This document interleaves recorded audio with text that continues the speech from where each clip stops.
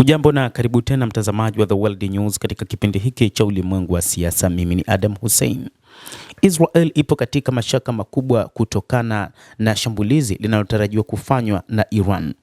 Israel ambayo ilipigana vita na Iran ikitaraji kuona uwezo wake wa kijeshi, wakati huu inathibitisha haipo tayari katika uwanja wa vita kutokana na kwamba haina ulinzi wa kutosha wa kuweza kuzuia makombora ya Iran.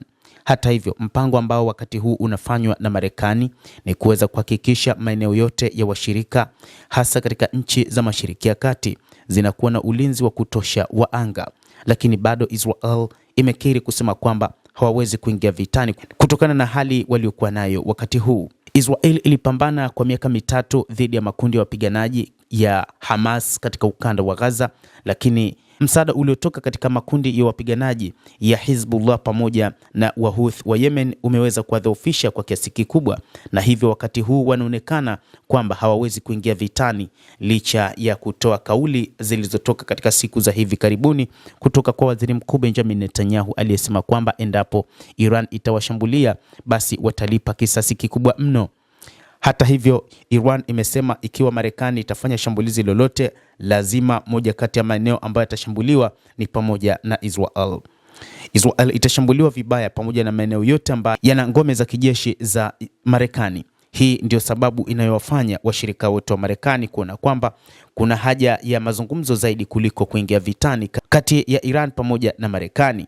Hata hivyo, wanachukulia mpango uliofanyika katika siku za vita vya siku 12 ambapo licha ya kwamba Qatar haikushiriki katika vita hivyo, lakini ilishambuliwa katika maeneo ya kambi za kijeshi za Marekani.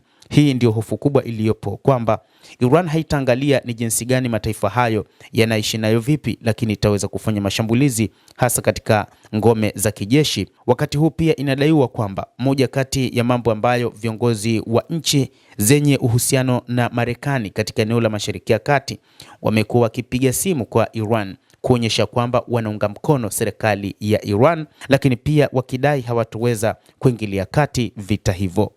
Moja kati ya viongozi hao ni pamoja na Mohammed bin Salman, mwanamfalme wa Saudi Arabia, ambaye alimpigia Rais Masoud Pezeshkian kumwambia kwamba haungani na Marekani katika vita hivyo na kwamba ardhi yake haiwezi kutumika katika vita kati ya Iran na Marekani.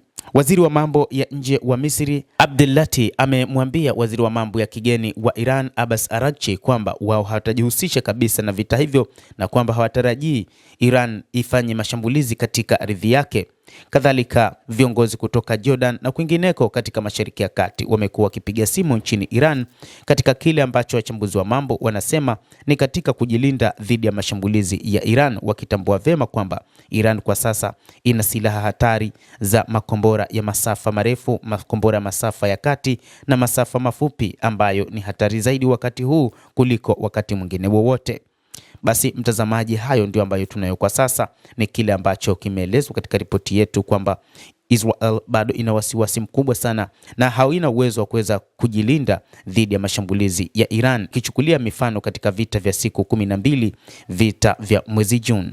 Endelea kuwa nasi wakati wote, lakini usisahau kulike, usisahau kucomment, kadhalika kusubscribe channel yetu hii ili upate habari hizi.